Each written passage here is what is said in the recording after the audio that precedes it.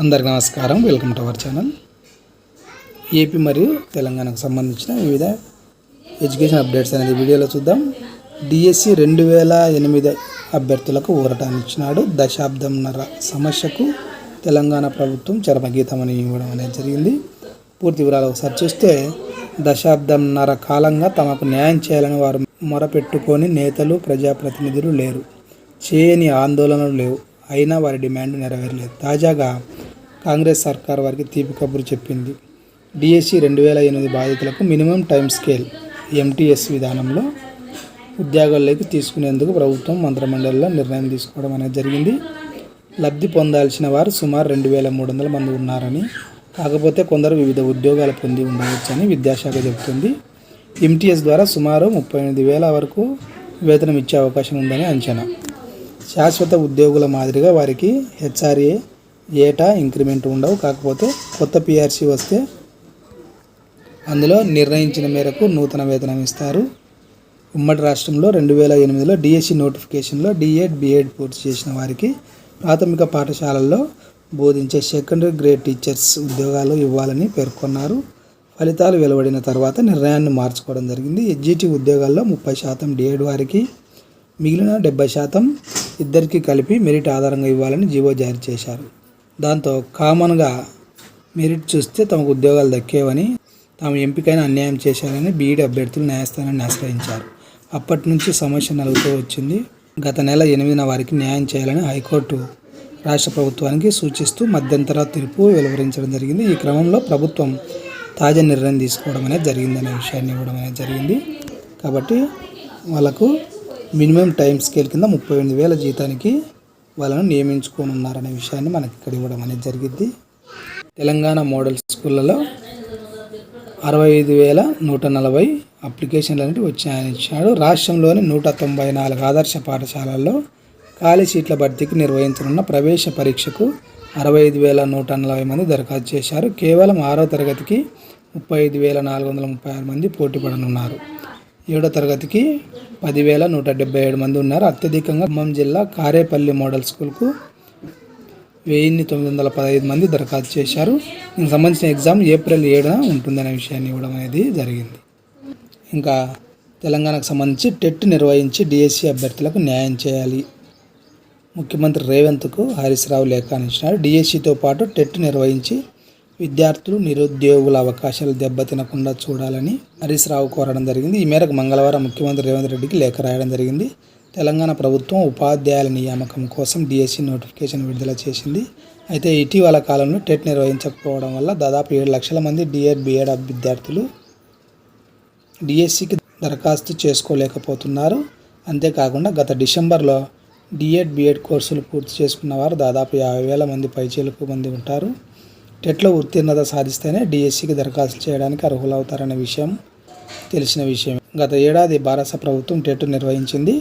కాంగ్రెస్ ప్రభుత్వం ఏర్పడిన తర్వాత జరపలేదు. వెంటనే టెట్ నిర్వహించాలని, అభ్యర్థులకు న్యాయం చేయాలని హరీష్ రావు కోరడం అనేది జరిగింది. కాబట్టి చాలామంది టెట్ రాయలేదు కాబట్టి వాళ్ళకు అవకాశం అనేది ఇవ్వాలి.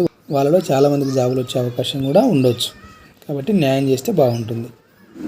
నెక్స్ట్, డిఏఓ, వార్డెన్ పోస్టులకు జూన్లో పరీక్షలను ఇచ్చినాడు. టీఎస్పీఎస్సీ ప్రకటన ఇచ్చినాడు. డివిజనల్ అకౌంట్స్ అధికారి డిఏఓ గ్రేడ్ 2 పోస్టులకు వచ్చే జూన్ 30న, వార్డెన్ పోస్టులకు జూన్ 24 నుంచి పరీక్షలు నిర్వహిస్తాము అనే విషయాన్ని తెలియజేస్తున్నారు. వర్క్స్ అకౌంట్ శాఖలో 53 డిఏఓ పోస్టుల భర్తీకి 2022 ఆగస్టు 4న నోటిఫికేషన్ ఇవ్వడం అనేది జరిగింది. Paper 1 general studies, paper 2 arithmetic పరీక్షలు రాయాలని సూచించింది. ఇక గిరిజన, ఎస్సీ, బీసీ, మహిళా శిశు సంక్షేమ శాఖల్లో 581 హాస్టల్ వెల్ఫేర్ అధికారి, వార్డెన్ గ్రేడ్ 1, గ్రేడ్ 2 పోస్టుల భర్తీకి 2022 డిసెంబర్ 23న నోటిఫికేషన్ జారీ చేయడం జరిగింది. వార్డెన్ పోస్టులకు దరఖాస్తు చేసిన వారికి వచ్చే జూన్ 24 నుంచి పరీక్షలు ప్రారంభిస్తామని, ఏ రోజు ఏ పోస్టుకు పరీక్ష ఉంటుందనే వివరాలను త్వరలోనే ప్రకటిస్తామని తెలియజేస్తున్నారు. దరఖాస్తుదారులకు హాల్ టికెట్లను పరీక్షా తేదీలకు వారం ముందు వెబ్సైట్లో పెడతామనే విషయాన్ని ఇవ్వడం అనేది జరిగింది. అదేవిధంగా ఏపీకి సంబంధించి 25 నుంచి డిఎస్సి హాల్ టికెట్లను ఇచ్చినాడు. మార్చి 30 నుంచి ఏప్రిల్ 30 వరకు పరీక్షలను ఇచ్చినాడు. 14 రోజుల పాటు 2 సెషన్లలో నిర్వహిస్తామనే విషయాన్ని ఇచ్చినాడు. రాష్ట్రంలో 6100 ఉపాధ్యాయ పోస్టుల భర్తీకి ప్రకటించిన డిఎస్సి 2024 పరీక్షల షెడ్యూల్లో స్వల్ప మార్పులు చేసినట్లు విద్యాశాఖ మంత్రి తెలియజేస్తున్నారు. డిఎస్సి పరీక్షల కోసం ఫిబ్రవరి 25 వరకు ఆన్లైన్లో దరఖాస్తులు స్వీకరించిన సంగతి తెలిసిందే. తొలుత ప్రకటించిన షెడ్యూల్ ప్రకారం మార్చి 15 నుంచి డిఎస్సి పరీక్షలు ప్రారంభం కావాల్సి ఉండగా పలు కారణాలతో వాటిని ఈ నెల 30 నుంచి ఏప్రిల్ 30 వరకు నిర్వహించనున్నట్లు పేర్కొంటున్నారు. 14 రోజుల పాటు 2 సెషన్స్లో పరీక్షలు ఉంటాయని అభ్యర్థులు ఈ మార్పును గుర్తించాలని సూచించడం జరిగింది. సెకండరీ గ్రేడ్ టీచర్ పోస్టులకు అర్హతలు మార్చడం, టెట్ పరీక్షకు డిఎస్సికి పరీక్షకు మధ్య తగిన సమయం ఇవ్వడం వంటి కారణాలతో షెడ్యూళ్లలో మార్పులు అవసరమైనట్లు తెలియజేస్తున్నారు. సెంటర్లను ఎంపిక చేసుకునేందుకు మార్చి 25 నుంచి వెబ్ ఆప్షన్స్ అనేది ఇవ్వచ్చు. హాల్ టికెట్లను ఈ నెల 25 నుంచి డౌన్లోడ్ చేసుకోవచ్చు. వెబ్సైట్ నుంచి ఇచ్చినాడు కాబట్టి 25 నుంచి మీరు మీ లోకల్ డిస్టిక్లో పడేటట్టుగా వెబ్ ఆప్షన్స్ ఇచ్చుకోండి. చాలామందికి వేరే డిస్టిక్లలో చాలా దూరం ఉన్నాయి కాబట్టి గమనించి ఆ తేదీన చేసుకోండి.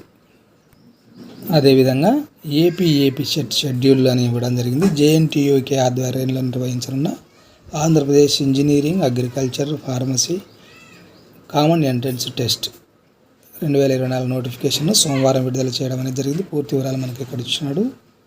దరఖాస్తుల స్వీకరణ మార్చి 12 నుంచి ఉంటుంది.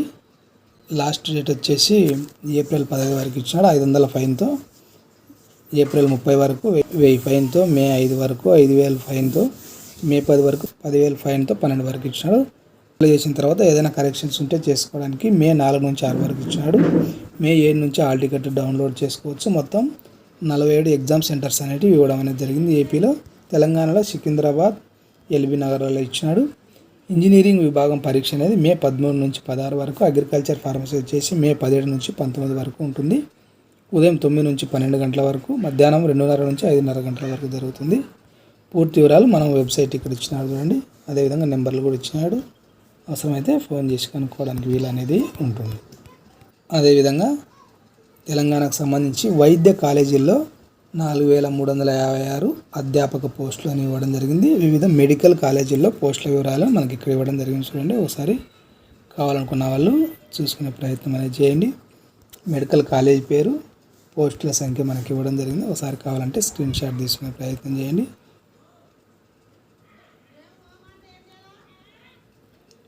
అది ఫ్రెండ్స్ వివిధ ఎడ్యుకేషన్ అప్డేట్స్. ఈ వీడియో మీకు ఉపయోగపడుతుంది అనిపిస్తే తప్పకుండా లైక్ చేయండి. మీ ఫ్రెండ్స్కి కూడా షేర్ చేయండి, వాళ్ళకి ఉపయోగపడుతుంది అనిపిస్తే. ఇలాంటి ఎడ్యుకేషన్ అప్డేట్స్ మిస్ కాకుండా ఉండడానికి ఛానల్ని సబ్స్క్రైబ్ చేసుకోండి. Thank you.